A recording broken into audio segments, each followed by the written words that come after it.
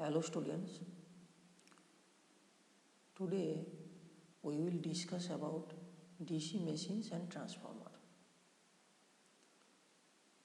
बहुत ही important and interesting subject. क्यों? क्योंकि हम लोग बोल सकते हैं कि machine is the backbone of electrical engineering. कोई भी एग्ज़ाम दे दे, कोई भी कॉम्पिटिटिव इंटरव्यू, जॉब इंटरव्यू, हर टाइम मशीन का 50% कवरेज रहता है। Machine is complete non linear analysis. तो अगर ठीक से समझ सकते हैं तो बहुत ही इंटरेस्टिंग लगेगा। तो will try to discuss very easily. तो हम लोग एकदम बेसिक से स्टार्ट करेंगे एंड बी विथ मी। जैसे ही कोर्स प्रोग्रेस होगा देखना, कुछ मेमोराइज करने का ज़रूरी कुछ नहीं पड़ेगा, सब कुछ समझ में आएगा। ठीक है, चलिए स्टार्ट करते हैं। देखो, एक्चुअली इलेक्ट्रिकल इंजीनियरिंग है क्या?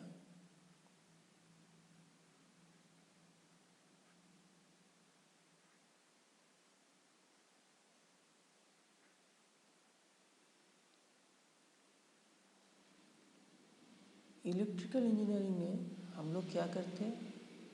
We handle electric power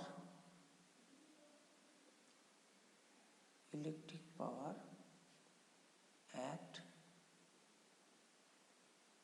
low frequency.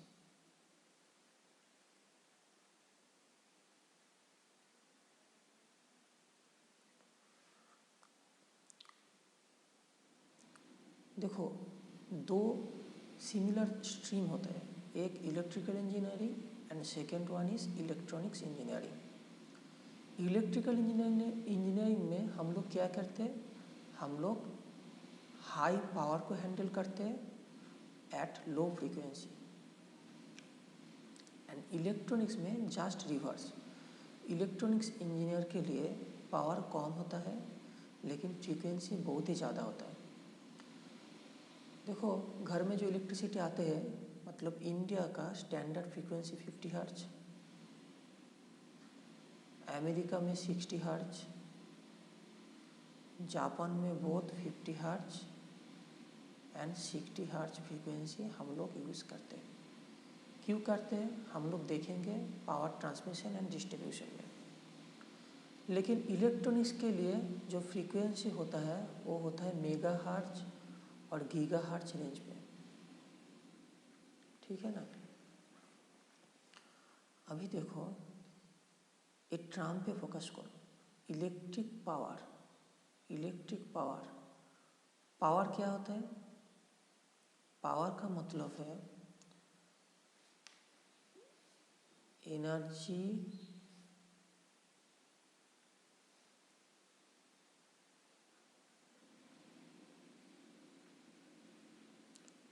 Flow per unit time. मतलब एक टाइम पे कितना एनर्जी फ्लो हो रहा है उनको हम डिनोट करते हैं पावर से। ठीक है ना? तो energy is the fundamental quantity. देखो, इलेक्ट्रिकल इंजीनियरिंग में हम लोग करते क्या है? हम लोग पहले पावर को जनरेट करते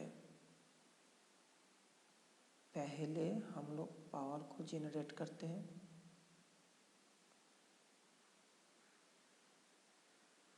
उसको हम लोग कहते हैं जेनरेशन। उनके बाद क्या करते हैं? जनरेट हुआ पावर को हम लोग ट्रांसमिट करते हैं। वो कहते हैं ट्रांसमिशन। देयर आफ्टर हम पावर को डिस्ट्रीब्यूट करते हैं एंड फाइनली हम यूटिलाइज करते हैं, यूटिलाइजेशन।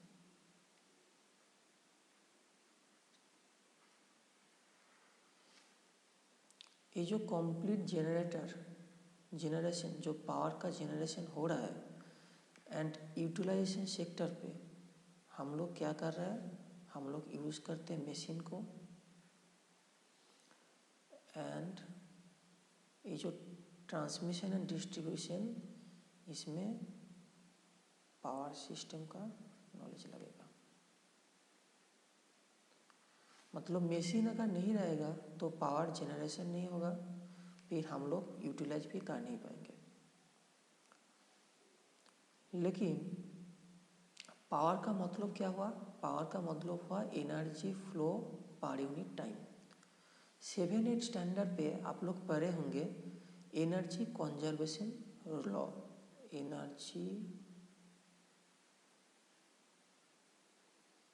Conservation law. ये लॉ के मुताबिक इसका 3 पॉइंट था। क्या क्या? इसका पहला पॉइंट था टोटल जो energy of the universe always remain constant. Universe का टोटल एनर्जी हमेशा कांस्टेंट रहता है। सेकेंड पॉइंट क्या था? Energy can neither created nor destroyed. Energy को हम लोग क्रिएट भी कर नहीं सकते और डिस्ट्रॉय भी कर नहीं सकते, ठीक है ना। थर्ड पॉइंट क्या था? एनर्जी ओनली कैन कन्वर्टेड और ट्रांसफॉर्म्ड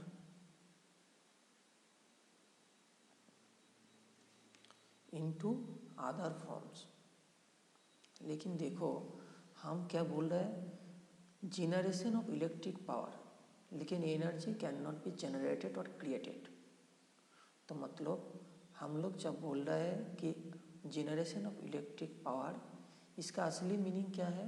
इसका मीनिंग है कि हम लोग एनर्जी को दूसरा फॉर्म से इलेक्ट्रिकल फॉर्म पे ट्रांसफ़र कर रहा है, कन्वर्ट कर रहा है। जैसे कि एनर्जी का बहुत सारा फॉर्म होता है।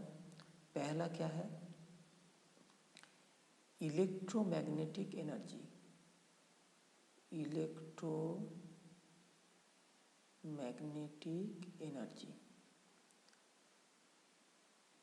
इनका ही एक फॉर्म होता है electric energy, in short electric energy. Second क्या फॉर्म होता है? Mechanical energy. Third light, fourth sound,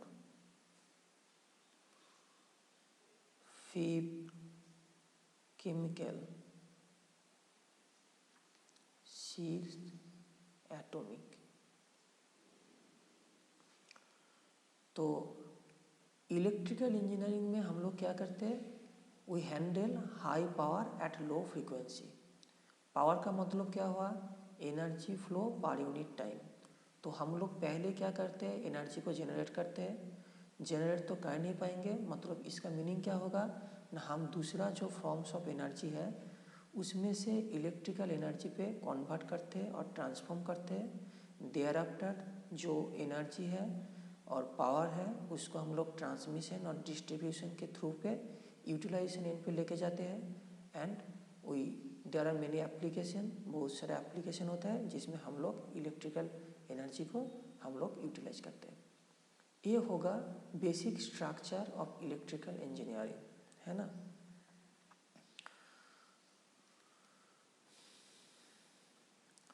तो शायद थर्ड सेमिस्टर और सेकेंड सेमिस्टर में आप लोगों का था पावर स्टेशन, जो thermal power station, hydro power station और आपका न्यूक्लियर पावर स्टेशन। तो पावर स्टेशन में हम लोग क्या करते थे? हम लोग जो थर्मल पावर है और भी एक पावर है सीवेन थर्मल, जैसे थर्मल पावर को हम लोग इलेक्ट्रिकल पावर में ट्रांसफॉर्म करते थे थर्मल स्टेशन पे। सिमिलरली न्यूक्लियर स्टेशन में हम लोग क्या करते थे? एटॉमिक एनर्जी को हम लोग इलेक्ट्रिकल एनर्जी पे ट्रांसफ़र करते हैं। सिमिलरली मैकेनिकल एनर्जी को हम लोग ट्रांसफ़र करते हैं इलेक्ट्रिकल एनर्जी पे by using hydro power station. ठीक है। तो अभी तक समझ में आया कि मशीन अगर नहीं रहेगा तो पावर ट्रांसफ़र मतलब जेनरेशन और यूटिलाइजेशन का भी पॉसिबल है नहीं। ओके।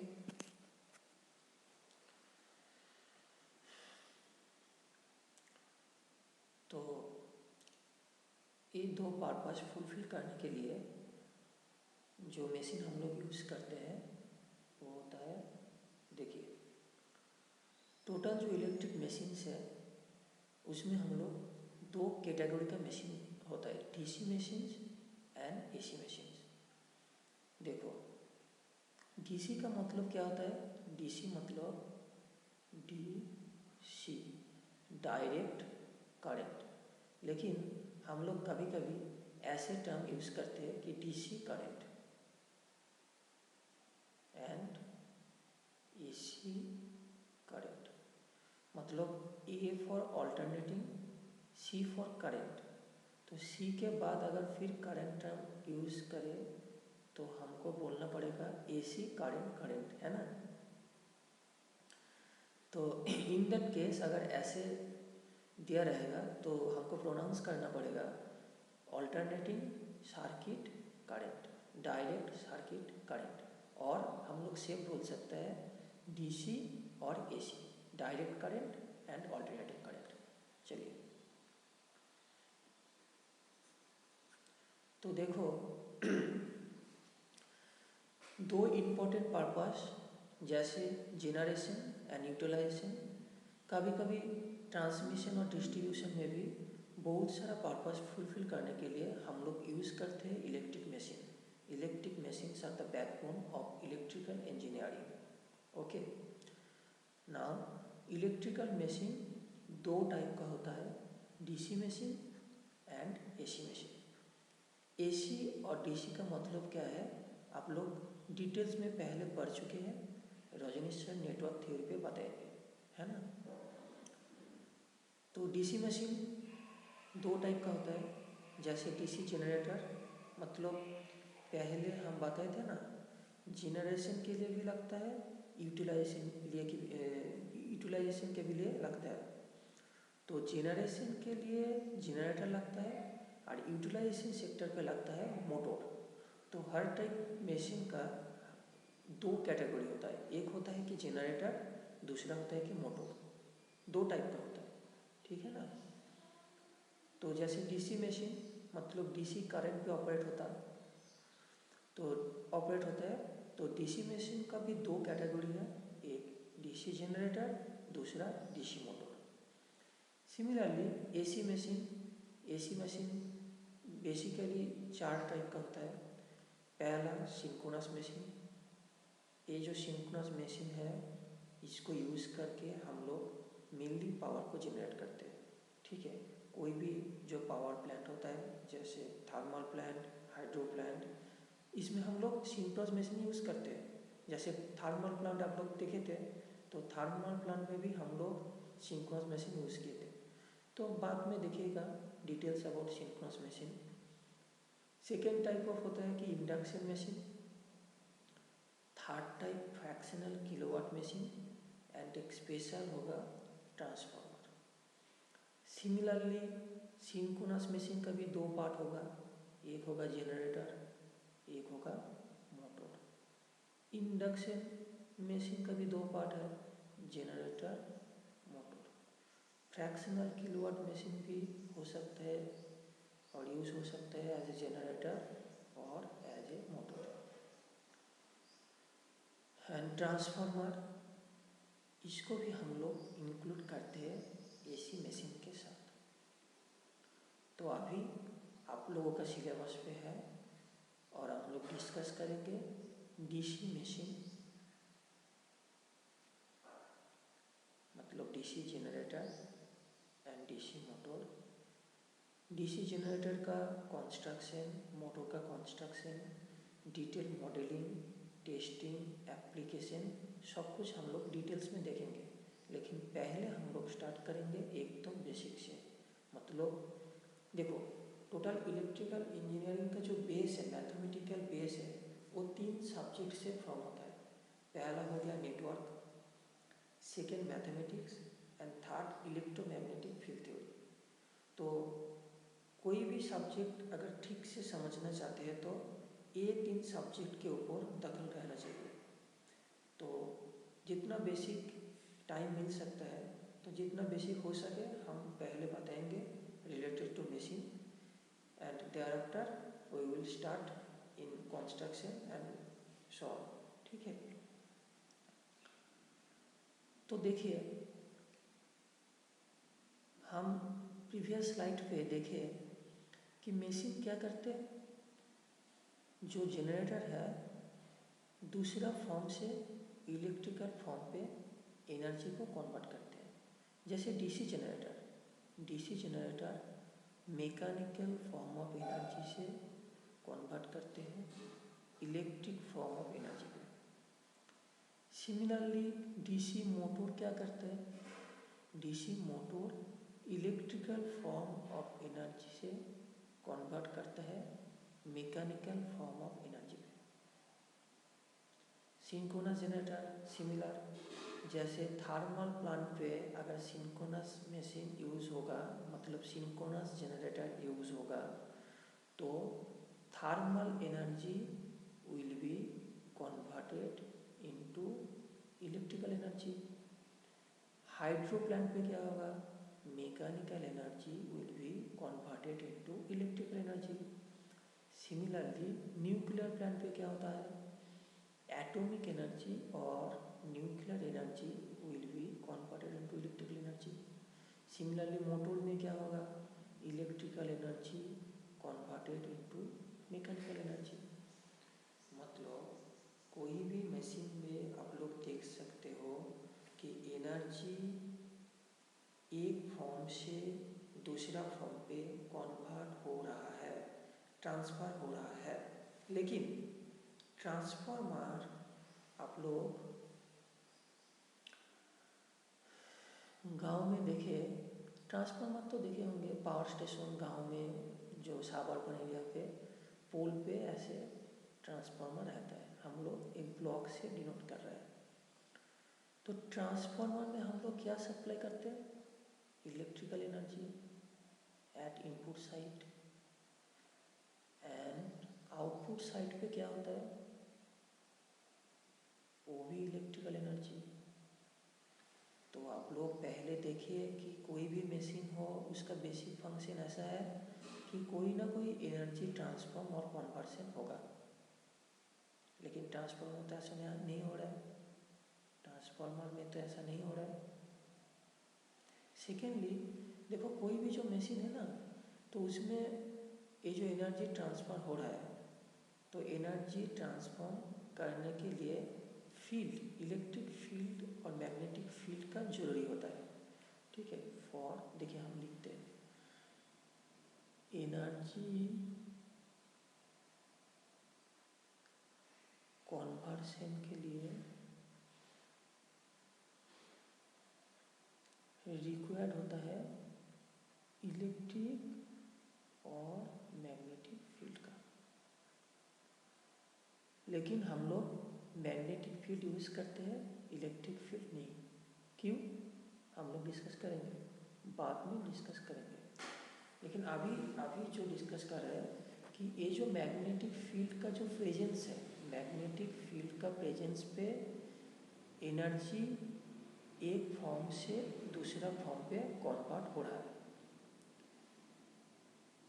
एक कन्वर्सन के लिए एक रोटेटिंग पार्ट्स का जरूरी होता है। मतलब रोटेटिंग पार्ट्स अगर नहीं रहेगा तो मैग्नेटिक फील्ड एनर्जी कन्वर्सन नहीं कर पाएगा। ये आप लोग इलेक्ट्रोमैग्नेटिक फील्ड थ्योरी में पढ़े हैं और पढ़ेंगे, नहीं तो हम मशीन का जो ऑपरेटिंग प्रिंसिपल बताएंगे ना, तो हम डिस्कस करेंगे।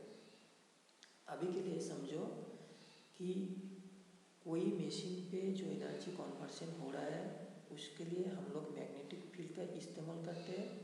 And magnetic field with the help of rotating parts, कुछ घूमने वाला पार्ट रहता है जिसका हेल्प पे एनर्जी कन्वर्सन होता है। लेकिन ट्रांसफार्मर में कोई रोटेटिंग पार्ट है नहीं, ट्रांसफार्मर में कोई रोटेटिंग पार्ट नहीं है। ट्रांसफार्मर को हम लोग बोलते हैं कि स्टैटिक डिवाइस। स्टैटिक का मतलब क्या? जो रोटेट नहीं करता। आप लोग पढ़ेंगे डीसी जनरेटर पे रोटेटिंग पार्ट है, डीसी मोटर पे है, सिमिलरली सिंक्रोनस, इंडक्शन, कोई भी मशीन पे रोटेटिंग पार्ट रहेगा, लेकिन ट्रांसफार्मर में कोई रोटेटिंग पार्ट है नहीं। तो हम लोग समराइज करके अगर लिखेंगे तो ट्रांसफार्मर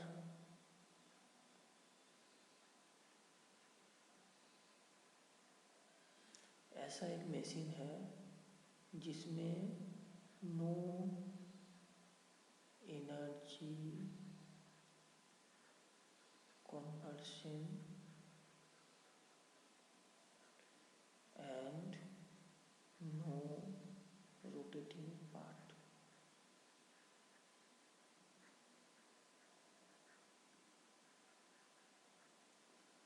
तो फिर भी हम लोग ट्रांसफार्मर को एसोसिएट कर रहे हैं इलेक्ट्रिक मशीन के साथ। क्यों?